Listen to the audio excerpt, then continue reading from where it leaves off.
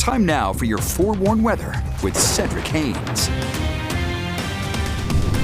All right, good morning, Utah. I'll tell you what, we saw many scenes like what Jamie shared with us here from Ogden of those downpours coming down throughout the weekend.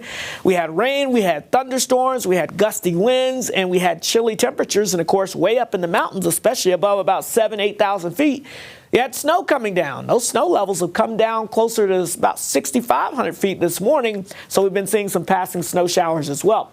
Let's talk about the rain, though, because this has been some great news for us here. You know, the month of April was very dry. We ended the month of April very dry. May is one of our wettest months here in Salt Lake City, and we picked up officially now 1.25 inches of rainfall, which is great news because we normally would see about a little over 1 inch as we've gone throughout this month so far.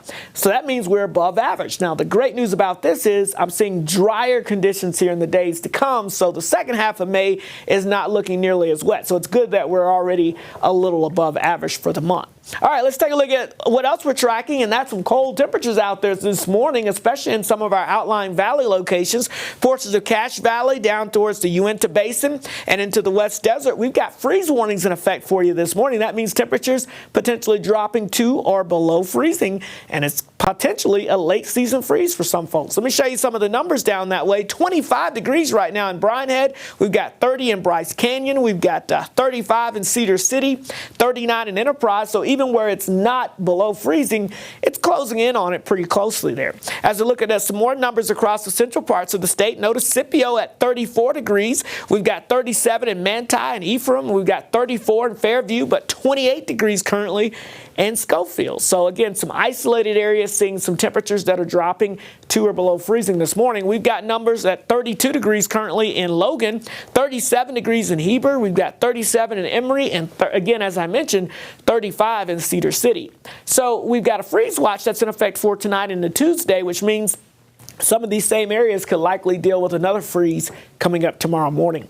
Overall, we're on the backside of this upper level low as it swirls on through, but we still have that northwesterly flow. So what that is doing is giving us just enough moisture to create some showers across the northern half of the state, especially north of I-80. Now you can see in the mountains here as we get towards the Wasatch back, this is falling as snow showers from Morgan down towards Park City over towards Heber City.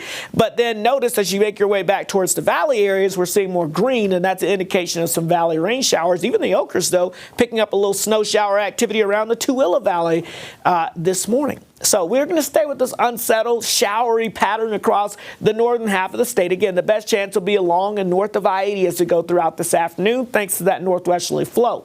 That northwesterly flow exits the area, though, as we go into your Tuesday. Again, clear and chilly conditions to kick off the day on Tuesday.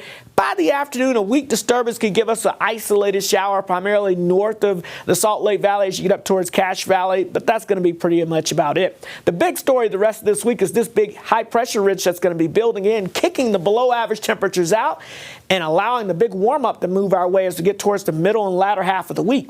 This low pressure will stay to our north, but it'll graze us, kind of leveling off that warming trend. But then here we go, just in time for this weekend, the unofficial start to summer. It's going to feel like it with a big-time high-pressure ridge that's going to filter on in across the area. So to put that into perspective, as we look at the temperature outlook, as we go into your Memorial Day weekend, oh yeah, look at all that below-average temperature weather. It's going to be shifting towards the eastern half of the country, which means, yeah, out west, especially here across the Beehive State, we've got above average temperatures, a bullseye basically over us. So it looks like we are definitely going to be feeling like summer just in time for the unofficial start to summer. St. George, we climbed near 80 for us today, upper 80s Tuesday. We're in the upper 90s as we get towards the end of the week.